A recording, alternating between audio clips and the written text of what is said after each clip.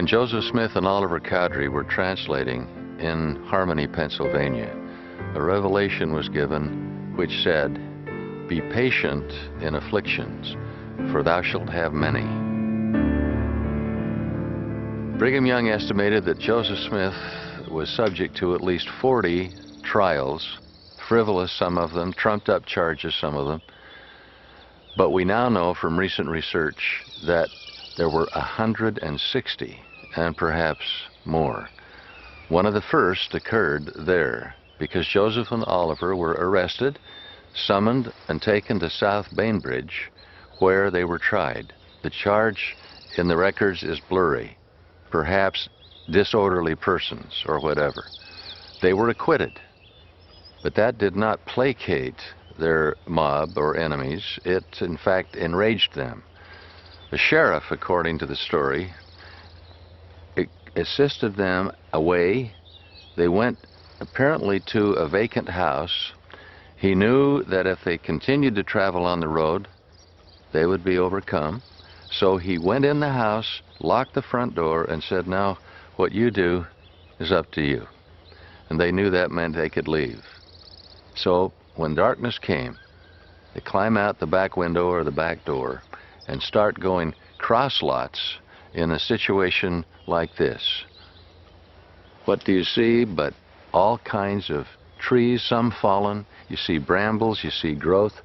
If we went a few more steps, we could see marshes. And that's the hardest way to travel at night. One can assume they probably fell a few times.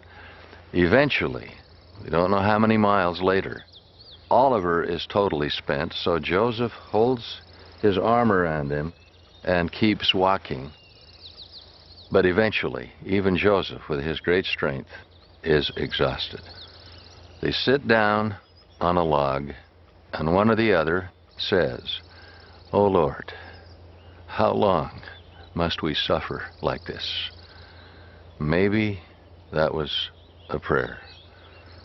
But at that moment, according to the accounts, Peter, James, and John descend, place hands upon them, and confer upon them the Melchizedek priesthood, the higher priesthood, which included promises that they now had apostolic authority, that they had the keys of the dispensation of the fullness of times. One of our Doctrine and Covenants sections explains what the keys of the Melchizedek priesthood entail. And among other things, it is said that this priesthood holds the keys of all the spiritual blessings of the church. It would enable them to confirm, as a confirmation to confer the Holy Ghost upon those who had been baptized, the authority of the Aaronic priesthood making that possible. One who has the fullness of this priesthood has the promise that ultimately he may have communion, face-to-face communion with the Master and with eventually the eternal Father. Many scholars suppose that the only prophet anciently who really had such direct communion with God was Moses. And they further assume that when it speaks of his seeing God, the word must be changed.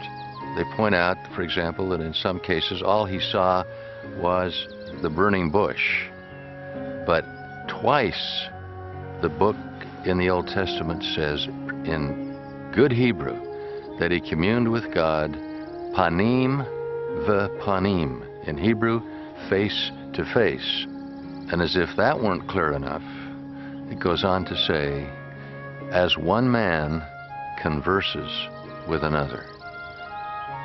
That privilege and the power to carry it into one's life is the ultimate blessing of the Melchizedek priesthood.